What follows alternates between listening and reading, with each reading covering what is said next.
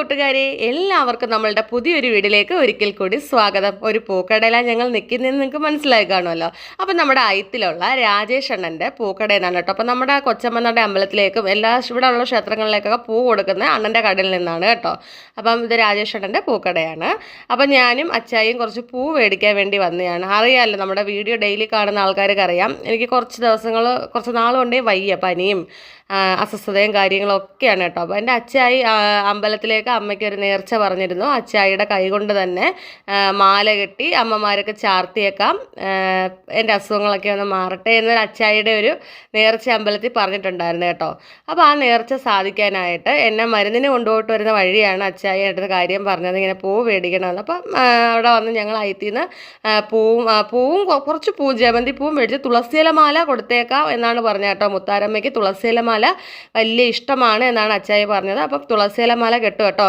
അപ്പോൾ തുളസിയില മാല കെട്ടുന്ന കൂട്ടത്തിൽ മുറുക്കാനും കൂടെ വായിലുണ്ട് കേട്ടോ. അച്ചായിക്ക് വേറെ ദുർശീലങ്ങളോ കാര്യങ്ങളൊന്നുമില്ല, മുറുക്കാനെന്ന് പറഞ്ഞാൽ ഇഷ്ടം. അപ്പം ഞാനാണെങ്കിൽ സമ്മതിക്കത്തില്ല, എനിക്ക് മുറുക്കുന്നത് ഇഷ്ടമല്ല. എന്നാലും അച്ചായി വല്ലപ്പോഴും അല്ലേ പിങ്കിമോളെ, വല്ലപ്പോഴും അല്ലേ എന്ന് പറഞ്ഞ് ഇപ്പം ആഴ്ചയിൽ ഒരിക്കലൊക്കെ അവർ മുറുക്കായി കേട്ടോ. എന്തെങ്കിലും ഇങ്ങനെ ചെയ്യുമ്പോൾ അച്ചയ്ക്ക് ഒരു സാധനം ഒന്നീ മുറുക്കാനോ അല്ലെ ബൂമറോ ഇഷ്ടമാണ്. ഇതെന്തെങ്കിലും ഇങ്ങനെ ചവച്ചുകൊണ്ടിരിക്കുന്നത് വലിയ ഇഷ്ടം, വായിൽ എന്തായാലും ചവച്ചുകൊണ്ടിരിക്കുന്ന ഒരു ജോലി ചെയ്യുമ്പോൾ കേട്ടോ.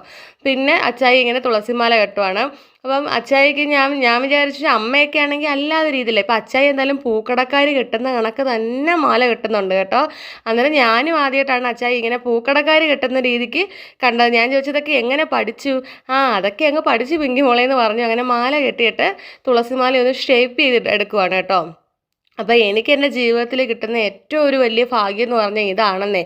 ഞാൻ എല്ലാവരോടും പറയാണ് കേട്ടോ, ഒരു പെണ്ണിനെ സംബന്ധിച്ച് നമുക്ക് സ്വർണമോ പണമോ ഒന്നുമല്ല, നമ്മുടെ അച്ഛനും അമ്മയും കഴിഞ്ഞാൽ നമ്മൾ ഈ ഭൂമി മലയാളത്തിൽ സ്നേഹിക്കാൻ പറ്റുന്ന ഒരാളെ ഉള്ളത് നമ്മുടെ ഭർത്താവായിരിക്കും. പക്ഷെ അതങ്ങനെ എല്ലാവർക്കും ഒരു ഭാഗ്യം കിട്ടുമെന്ന് ചോദിച്ചാൽ എനിക്കറിയത്തില്ല കേട്ടോ. പക്ഷേ എനിക്ക് 100%, 100 1000%, 1000% എന്നൊക്കെ പറഞ്ഞാൽ കുറഞ്ഞു പോകും.